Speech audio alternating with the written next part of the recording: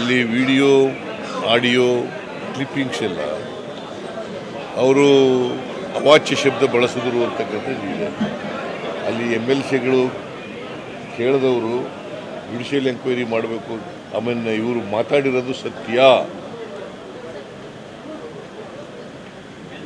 It amounts to criminal offence ಅಲ್ಲ.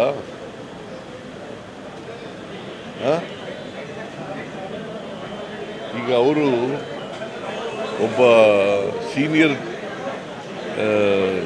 General secretary BJP central party BJP ಆಗಿ ಈ ಥರ ಪದ ಬಳಕೆ ಮಾಡೋದು ಇದೆಯಲ್ಲ, ಇದು ಅತ್ಯಂತ ಖಂಡನೀಯವಾದ.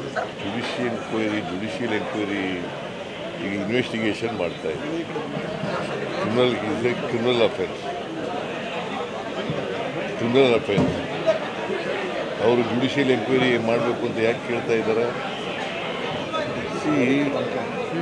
ಅಲ್ಲಿ ವಿಡಿಯೋ ಆಡಿಯೋ ಕ್ಲಿಪ್ಪಿಂಗ್ಸ್ ಎಲ್ಲ ಅವರು ಅವಾಚ್ಯ ಶಬ್ದ ಬಳಸಿದ್ರು ಅಂತಕ್ಕಂಥದ್ದು ಇದೆ. ಅಲ್ಲಿ MLCಗಳು ಕೇಳಿದವರು ಜುಡಿಷಿಯಲ್ ಎಂಕ್ವೈರಿ ಮಾಡಬೇಕು.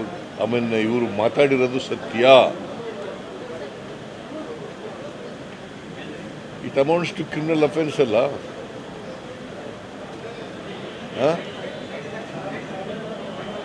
ಈಗ ಅವರು ಒಬ್ಬ ಸೀನಿಯರ್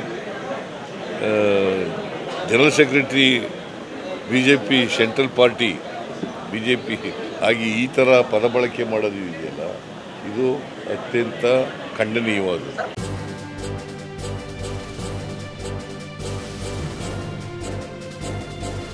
ಇದು ಮಾನವೀಯ ಸಂದೇಶದ ಜನವಾಹಿನಿ.